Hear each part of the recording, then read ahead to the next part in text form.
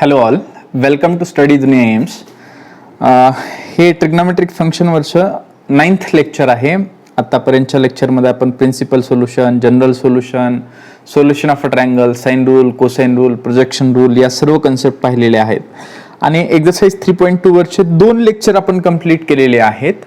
Okay, तर आजच्या या व्हिडिओ लेक्चरमध्ये आपण एक्सरसाइज 3.2 मधले क्वेश्चन नंबर 10, 11 अँड 12 हे 3 क्वेश्चन कंप्लीट करणार आहोत. ओके, तर चला बघूयात क्वेश्चन नंबर 10 काय आहे. क्वेश्चन नंबर 10 पहा, कॅल्क्युलेशन आहेत, फॉर्म्युला ओरिएंटेड आहे, हाफ अँगल वरचा क्वेश्चन आहे. Question number 10, in a triangle ABC काय गिव्हन आहे पहा. In a triangle ABC, in a triangle ABC कुठल्या व्हॅल्यूज गिव्हन आहेत, साइडच्या व्हॅल्यू गिव्हन आहेत. ए इज इक्वल टू 10 आहे, बी इज इक्वल टू किती आहे, sorry, A is equal to 18 आहे. ए ची व्हॅल्यू आहे 18, A is equal to 18, B is equal to 24 and C is equal to आहे 30. Then find the values of. पहा काय given आहे, साइडच्या लेंथची व्हॅल्यू गिव्हन आहे. A is equal to 18, B is equal to 24 and C is equal to 30. तर तुम्हाला काय फाइंड आउट करायचे, नंबर 1 फाइंड आउट करायचे cos A, number 1 find out करायचे cos A, number 2 find out करायचे sine of A by 2, sine of A divided by 2, number 3 find out करायचे cos of A divided by 2, number 4 find out करायचे tan of A by 2 and number 5 find out करायचं area of triangle, म्हणजे सर्वच गोष्टी find out करायच्यात. Area of triangle ABC and then find out करायचे sign A ची value. Okay, sine A. Okay, तर half अँगलचं जे फॉर्म्युला आहेत त्याच्यावर ऍप्लिकेशन ओरिएंटेड क्वेश्चन आहे. म्हणजे एकच क्वेश्चन दिला एक्सरसाइज मध्ये आणि त्याच्यामध्ये सर्व व्हॅल्यूज फाइंड आउट करायला सांगितलेले आहेत. तर पाहूयात कसे कॅल्क्युलेशन होतील याचे. ठीक आहे, तर याच्यामध्ये ए ची व्हॅल्यू 18 आहे बघा. As A is equal to किती आहे, तुम्ही पण सोबत कॅल्क्युलेशन करू शकता. कॅल्क्युलेशनचा पार्ट आहे, फॉर्म्युला आणि कॅल्क्युलेशन, बाकी काही नाही आहे. A is equal to 18, B is equal to 24 and C is equal to आहे 30. करेक्ट आहे. मग याच्यामध्ये we have A plus B plus C म्हणजे 2s असतं. करेक्ट आहे. A plus B plus C ची व्हॅल्यू म्हणजे किती असते, 2s. Okay, that is 2s is equal to किती होणार आहे मग, 18 प्लस 24 प्लस 30. ओके, 30. तर हे किती होईल, 18 प्लस 24 32 किती होईल, 42 plus 30. Okay, that is 72.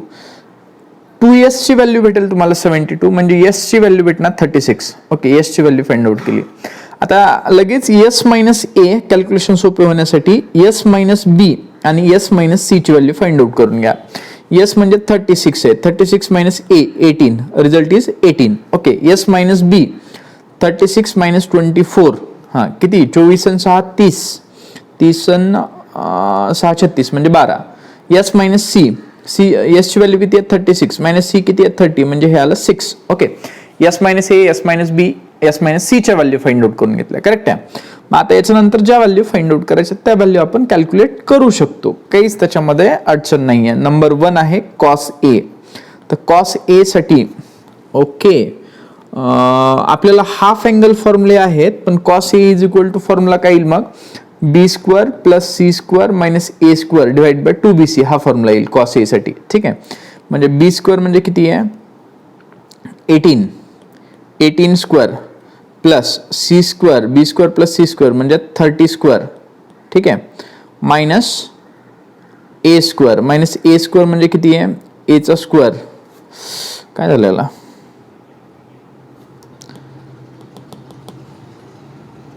A square is 18 square, sorry, b square is 24 square. Okay, b square is here, it should be 24 square plus c square is 30 square minus a square is 18 square divided by 2bc, 2 times b is 24 and c is 30. Okay, we have to do this calculation. ठीक आहे. 24 चा square किती, 24 चा square 576 ना, 24 square is 576 plus 30 square is 900 minus 18 square, 18 चा किती square आहे 324. Yes, 18 square. Okay, calculate करूयात.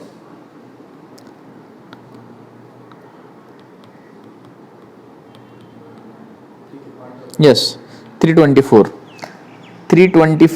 डिवायडेड बाय खाली किती येईल हे 24 इंटू 48 इंटू 30. ओके, हे नंबर्स पहा काय होतील.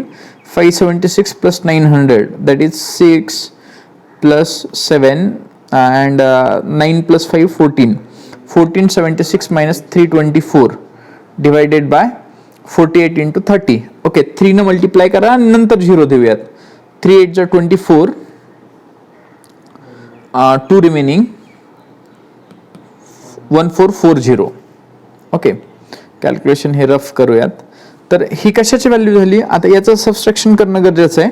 म्हणजे काय होईल 6 minus 4 2 7 minus 2 5 14 minus 9 sorry 14 minus 3. Okay, 4 minus 3 1. Okay, 1152 येईल. 1152 डिवाइड बाय 1440. कशाची व्हॅल्यू आहे हे व्हॅल्यू आहे कॉस ए ची. Cos A is equal to 1152 divide by 1440. ठीक आहे, आपल्याला हीच व्हॅल्यू काढायची होती. याला 2 न डिवाइड होऊ शकता किंवा याला सिम्प्लिफाईड फॉर्म मध्ये पण तुम्ही आन्सर तयार करू शकता. Cos A is equal to नंतर काय पाहिजे तुम्हाला. सेकंड आहे साइन ए बाय 2. सेकंड आहे sine of A by 2. Okay, sine A by 2 साठी कुठला फॉर्म्युला यूज करणार. साइन ए बाय 2 साठी इज इक्वल तुम्हाला हा फॉर्म्युला यूज करावा लागेल. ए आहे ना, तर ए वर यू द्यायचा नाही. S minus B into S minus C divided by B C हा फॉर्म्युला यूज करायचा. एस मायनस बी आणि एस मायनस सी ची आपण व्हॅल्यू फाइंड आउट केलेली आहे. एस मायनस बी ची व्हॅल्यू किती आहे 12. एस मायनस बी ची व्हॅल्यू आहे 12 इंटू एस मायनस सी ची value. Okay, S minus C ची व्हॅल्यू आहे 6. 12 into 6 divided by B into C. B ची व्हॅल्यू किती आहे.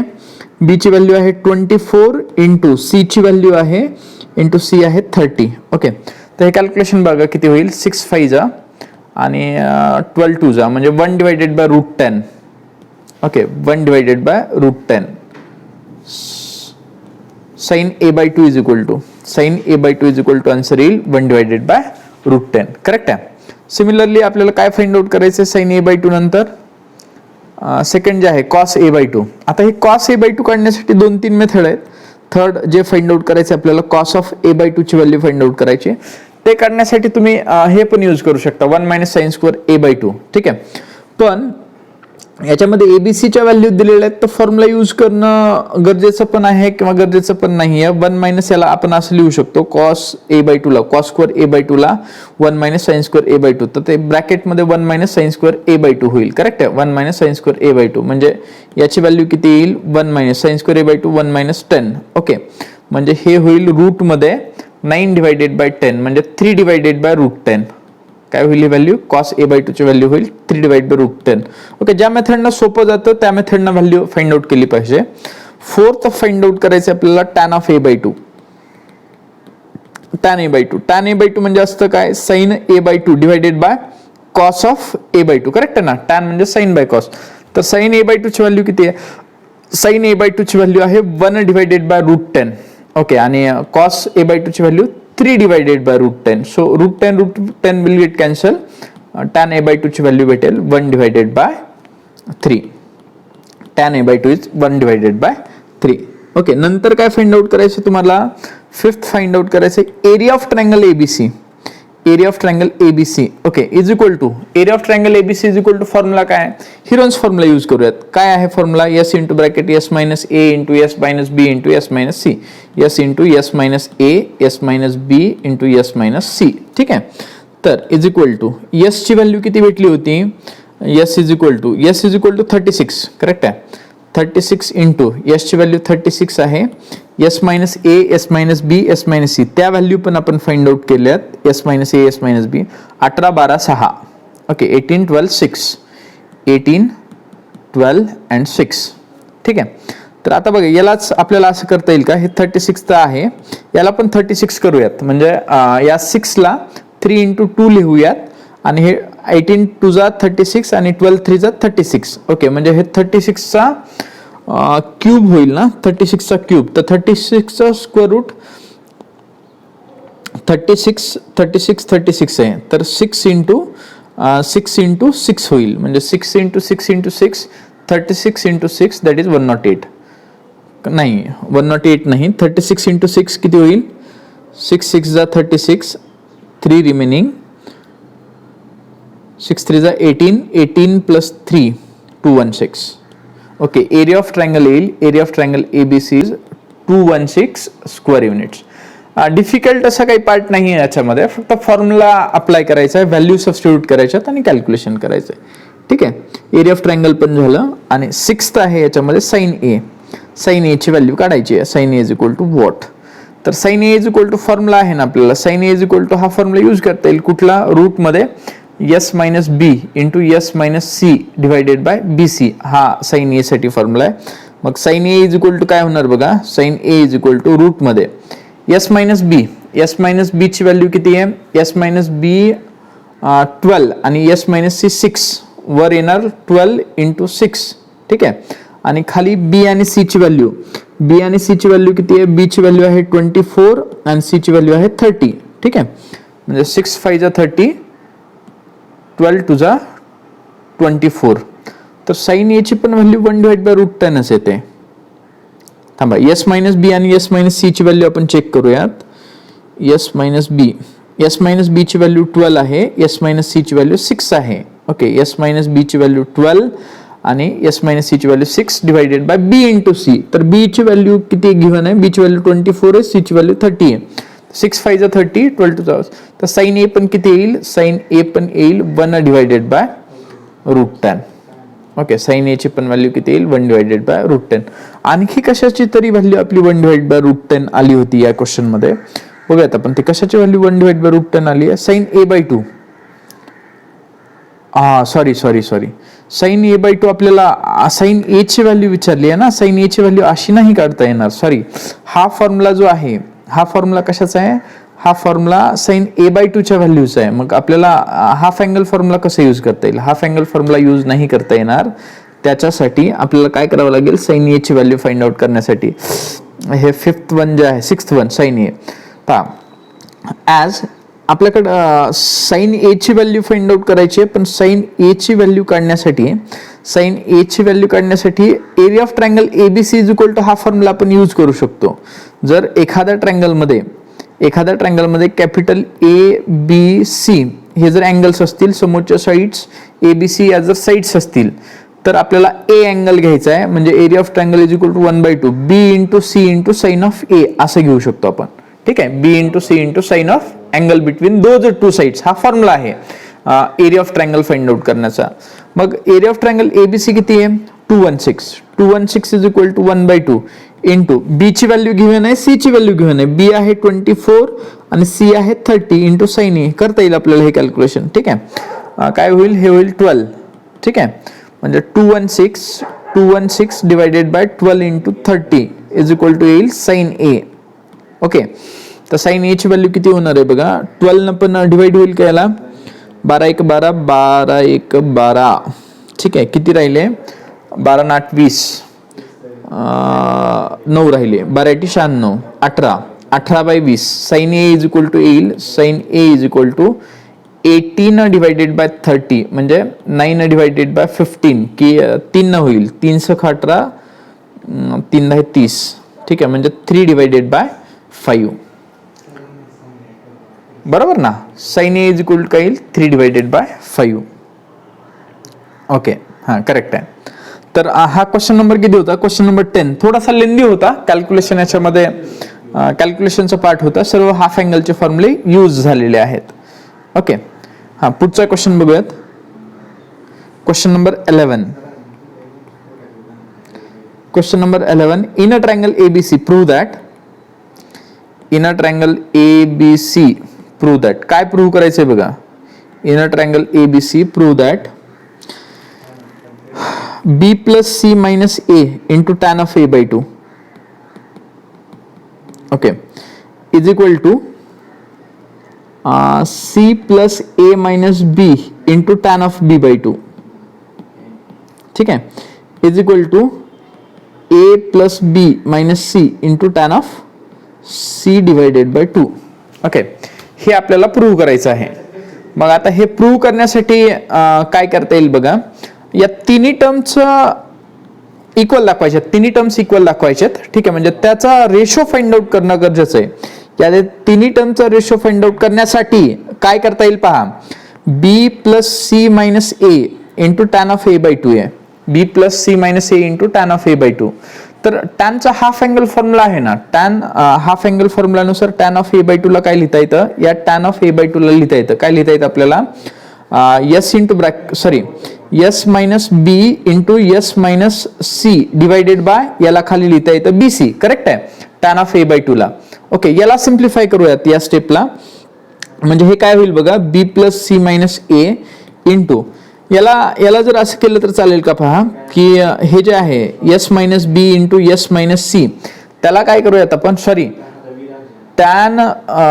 टॅनची व्हॅल्यू खाली जे आहे ते खाली S minus B S minus C into S minus A येतं. ठीक आहे, तर याला सिम्प्लिफिकेशन करता वेळेस आपण असं करूयात की याला एस मायनस ए न मल्टिप्लाय केलं, S minus A S minus B into S minus C. ठीक आहे, तर खाली पण S into S minus A न मल्टिप्लाय करूयात, म्हणजे ते होईल S square into S minus A असं होईल. ठीक आहे, मग हे काय होईल, B plus C minus A into, आता या न्यूमरेटर मधला जर टर्म बघितला ना तुम्ही, S into bracket S minus A S minus B S minus C, हे काय आहे, हा एरिया ऑफ ट्रायंगल आहे. आणि हे S square into S minus A ब्रॅकेटचा स्क्वेअर होईल. करेक्ट आहे, म्हणजे याला काय करता येईल आपल्याला, परत याला असं करता येईल का, या टर्मला इथे ए ऍड केलं, ए plus B plus C minus 2a होईल. करेक्ट आहे, आणि इंटू हा रूट मधला वरचा एरिया ऑफ ट्रायंगल एबीसी आहे, वरची टर्म. ओके, आणि खाली S into bracket S minus A त्याला लिहिता येईल. म्हणजे इज इक्वल टू हे A plus B plus C किती असतं, 2s minus 2a into area of triangle ABC divided by खाली काय आहे, S into bracket S minus A. म्हणजे परत कॅल्क्युलेशन काय होणार आहेत बघा, इथं 2 कॉमन आलं तर हे होईल S minus A into area of triangle ABC, area of triangle ABC divided by S into S minus A. Now this S minus A will get cancelled. Correct? So you will get 2 area of triangle ABC divided by S. Okay, पहिल्या टर्मचं हे simplification येईल, first टर्मचं. Similarly second टर्मचं simplification पण हेच येतं का पहा, from equation number 1 म्हणूयात. आता ऑल्सो दुसरी टर्म काय आहे, दुसरी टर्म आहे C plus A minus B into त्याच्यासोबत मल्टिप्लिकेशन मध्ये आहे टॅन बी बाय 2. याचं सिम्प्लिफिकेशन काय येतं बघू, टॅन बी बाय 2. ठीक आहे, याला सिम्प्लिफाय करायचं आहे. तर हे काय होईल पहा, हे सी प्लस ए मायनस बी आहे, टॅन बी बाय 2 ला काय लिहिता येईल, रूट मध्ये टॅन बी बाय 2 काय असणार आहे, वर असेल S minus A into S minus C divided by खाली आहे S into S minus B. हा टॅन बी बाय 2 चा फॉर्म्युला आहे. ओके, टॅन बी बाय 2 ला असं लिहिता येतं. आता याला सिम्प्लिफाय करता वेळेस काय होईल पहा, C plus A minus B. Okay, into याच्यामध्ये बघा, याच्यामध्ये परत तुम्हाला एस मायनस बी न S minus B into S यानं मल्टिप्लाय करा, एस इंटू एस मायनस बी न, आणि एस इंटू एस मायनस बी न डिवाइड करा. का करायचं असं, कारण याच्यामध्ये न्यूमरेटर मध्ये काय होतं, हे S into S minus A into S minus B into S minus C divided by खाली होतं S square into S minus B ब्रॅकेटचा स्क्वेअर. सेम टर्म्स आहेत ना, ऍडजस्टमेंट आहे थोडीशी कॅल्क्युलेशनसाठी. म्हणजे इथं परत काय करायचं, इथं परत प्लस बी करायचं, म्हणजे हे A plus B plus C होईल, त्याला लिहिता येईल 2s. इथं मायनस बी करावं लागेल, प्लस बी केलं तर मायनस बी मायनस 2 टाइम्स बी होईल. करेक्ट आहे, म्हणजे इंटू इथं वरच्या स्क्वेअर रूट मधल्या टर्मला एरिया ऑफ ट्रायंगल एबीसी लिहिता येईल, डिवाइडेड बाय खाली येईल S into bracket S minus B. Okay, is equal to मग हे 2 कॉमन घेतलं, S minus B into area of triangle ABC divided by S into bracket S minus B. हे S minus B cancel होईल. Correct आहे, म्हणजे होईल काय, हे 2 divided by S into area of triangle ABC. आपलं इक्वेशन नंबर 1 पण तेच भेटले आपल्याला, हे इक्वेशन नंबर 2 भेटलं, 2 divided by 2 into area of triangle ABC divided by S. Okay, similarly तुम्हाला इक्वेशन नंबर 3 प्रूव्ह करता येईल. सिमिलरली काय दाखवता येईल, सिमिलरली ही जी व्हॅल्यू आहे, कुठली value, A plus B minus C into tan of C by two, tan C by two. तर याची पण value 2 divided by S into area of triangle ABC अशीच यायला पाहिजे. येते, कॅल्क्युलेशन करून पाहू शकता तुम्ही. ठीक आहे. मग therefore from equation 1, 2 and 3, from equation 1, 2 and 3, okay, required result is proved. Required result is proved. ठीक आहे. तुम्ही वाटलंच तर खाली लास्ट स्टेटमेंटला तो रिक्वायर्ड रिझल्ट लिहू शकता. ओके. हां, तर या एक्सरसाइज मधला लास्ट क्वेश्चन, क्वेश्चन नंबर 12 पहा. क्वेश्चन नंबर 12 काय आहे? In a triangle ABC prove that. हे पण प्रूव्ह दॅटचेच एक्झाम्पल आहे. प्रूव्ह दॅट, याच्यामध्ये प्रूव्ह दॅटचेच जवळपास मॅक्सिमम एक्झाम्पल आहेत. तर प्रूव्ह दॅटसाठी फॉर्म्युले लक्षात राहणं गरजेचं आहे. Sine A by 2 into sine B by 2 into sine C by 2, okay, is equal to, right साईडला काय आहे? राईट साईडला आहे area of triangle ABC, area of triangle ABC त्याचा स्क्वेअर, ब्रॅकेटचा स्क्वेअर डिवायडेड बाय खाली काय आहे? A B C S. Okay, असं आहे. एक्सप्रेशन आहे एक, म्हणजे फॉर्म्युले तुम्हाला कितपत लक्षात आहेत, फॉर्म्युले यूज करून तुम्ही किती कॅल्क्युलेशन करू शकता हे चेक करतात असे क्वेश्चन. ठीक आहे. मग याच्यामध्ये बघूया आपण, LHS घेऊया. Left hand side, okay, left hand side काय आहे? Sine A by 2 into sine B by 2 into sine C by 2, correct आहे. Sine A by 2, sine B by 2, sine C by 2 हे लेफ्ट साइड आहे. Okay, formulas apply करा. Sine A by 2, sine B by 2, sine C by 2 साठी. Okay, हां, तर sine A by 2 साठी formula काय आहे? रूट मध्ये S minus B into S minus C, okay, divided by खाली येतं BC. Similarly sine B by 2 साठी साइन बी आहे ना, तर बी यू द्यायचं नाही स्क्वेअर रूट मध्ये, म्हणजे S minus A into S minus C divided by AC into काय होणार? रूट मध्ये सी बाय 2 आहे ना, तर तिथे येणार S minus B into S minus A divided by येणार AB. ओके, तर तिन्ही टर्म्स एका स्क्वेअर रूट मध्ये लिहा. वेगवेगळे स्क्वेअर रूट लिहिण्याच्या ऐवजी मोठं स्क्वेअर रूट कन्सिडर करा आणि सगळ्या टर्म्स त्याच्यामध्ये ऍड करा, म्हणजे त्या एका स्क्वेअर रूट मध्ये लिहा. तर इथं बघा एस मायनस बी आहे, तर ते एस मायनस बी चा स्क्वेअर होईल इंटू एस मायनस ए चा स्क्वेअर होईल इंटू एस मायनस सी चा स्क्वेअर होईल आणि खाली काय येईल? खाली येईल ABC ब्रॅकेटचा स्क्वेअर. ओके, कारण प्रत्येक टर्म 2 वेळेस आहे, तर एका ब्रॅकेट मध्ये लिहिलात ना, एका स्क्वेअर रूट मध्ये, तर प्रत्येक टर्मचा तिथं तुम्हाला स्क्वेअर लिहिता येईल. ओके, मग यालाच काय करता येईल परत?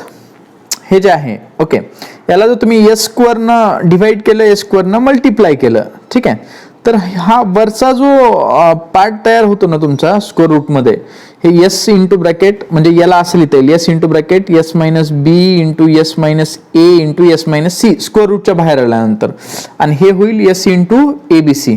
ओके, तर हा बघा, as area of triangle ABC, area of triangle ABC is equal to formula काय आहे? Area of triangle ABC is equal to root मध्ये असतं ना Heron's formula, S into bracket S minus A S minus B into S minus C, correct आहे. या दोन्ही साईडचा जर स्क्वेअर केला, म्हणजे एरिया ऑफ ट्रायंगल ABC त्याचा जर स्क्वेअर केला तर राईट साईडचा पण स्क्वेअर होणार, म्हणजे S into S minus A S minus B S minus C, म्हणजे हे एक्सप्रेशन जे आलेलं आहे ते एक्सप्रेशन कशाने रिप्लेस होईल?